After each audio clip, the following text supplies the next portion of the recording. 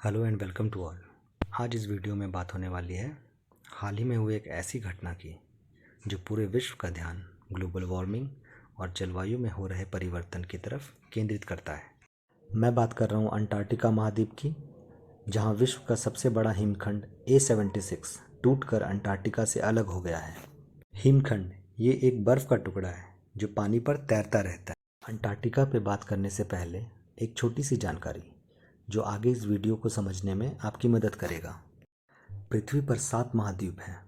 क्षेत्रफल की दृष्टि से देखा जाए तो सबसे बड़ा महाद्वीप एशिया, फिर अफ्रीका, उत्तर अमेरिका, दक्षिण अमेरिका, पांचवें पे अंटार्कटिका जिसकी बात आगे वीडियो में होने वाली है, फिर छठे और सातवें नंबर पर यूरोप और ऑस्ट्रेलिया। इन्हीं 7 महाद्वीपों में से एक है अंटार्कटिका, जो पृथ्वी के दक्षिणतम भाग में स्थित है और पूरी तरह बर्फ से ढका है। इसके चारों तरफ दक्षिण महासागर है। इसके क्षेत्रफल की बात की जाए तो यह 1,40,00,000 वर्ग किलोमीटर में फैला है। अंटार्कटिका का यूनानी शब्द में मतलब उत्तर के विपरीत, और जैसा आप जानते हैं उत्तर के विपरीत दक्षिण। इस महाद्वीप पर कोई स्थायी निवासी नहीं है, पर हाँ अलग अलग देशों के अनुसंधान केंद्र में कार्यरत वैज्ञानिक और उनके दल जरूर उपस्थित हैं।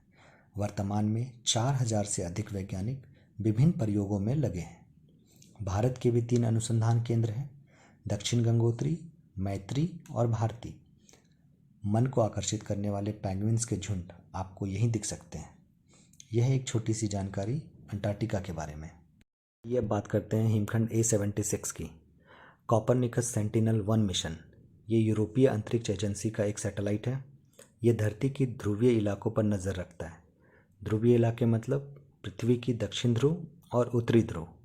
इसी सैटेलाइट से लिए गए तस्वीर में A76 को टूटते हुए देखा गया था, और इसी तस्वीर को देखने के बाद US नेशनल आइस सेंटर ने भी इस बात की पुष्टि की।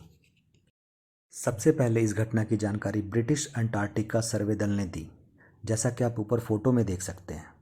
ये लॉरा गैरिस का ट्वीट है, जिसमें उन्होंने तस्वीर के साथ हिमखंड के टूटने की बात शेयर की है।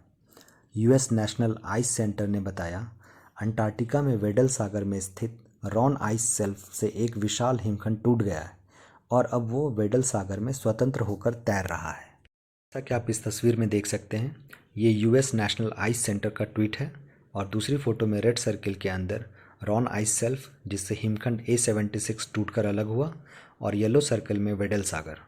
इस तस्वीर से आप अंदाज़ा लगा सकते हैं ये घटना कहाँ हुई है। यहाँ US नेशनल आइस सेंटर शब्द बार बार आ रहा है। क्या है ये US नेशनल आइस सेंटर? आपको बता दूं, ये US नेशनल आइस सेंटर एकमात्र संगठन है जो अंटार्कटिका के हिमखंड का नामकरण करता है और उन्हें ट्रैक भी करता है। US नेशनल आइस सेंटर की माने तो इस घटना से समुद्र के जलस्तर में वृद्धि नहीं होगी, लेकिन अप्रत्यक्ष रूप से जलस्तर बढ़ सकता है।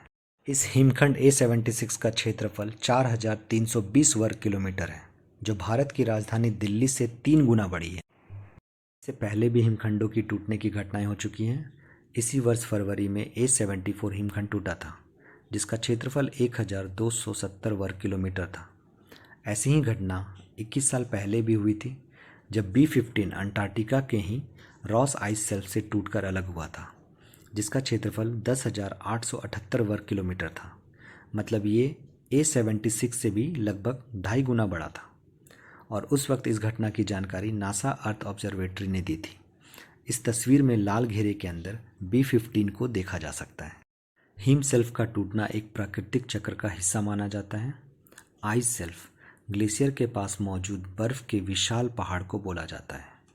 जलवायु परिवर्तन के कारण हिमखंडों के टूटने में लगातार तेजी आई है, और इसका एक बड़ा कारण ग्लोबल वार्मिंग है, मतलब पृथ्वी के औसत तापमान में होने वाली वृद्धि।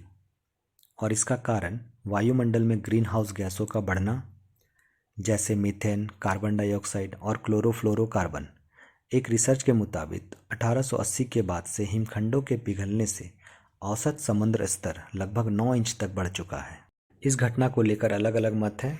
जैसा आप देख सकते हैं, ये ब्रिटिश अंटार्कटिका सर्वे दल का ट्वीट है, जिसमें कहा गया है A76 का टूटना एक प्राकृतिक कारण है, न कि ग्लोबल वार्मिंग। वहीं दूसरी तरफ कई अंतर्राष्ट्रीय मीडिया रिपोर्टर्स में कहा जा रहा है कि इतने बड़े हिमखंड का टूटना कोई प्राकृतिक प्रक्रिया नहीं है, और ये इकलौता इलाका नहीं है जहाँ ग्लोबल वार्मिंग की वजह से ग्लेशियर पिघल रहे हैं।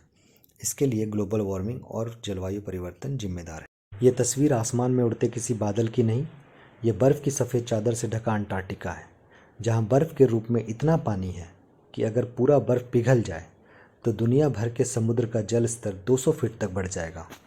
तो ये जानकारी आपको कैसी लगी और इस घटना पे आपकी क्या राय है?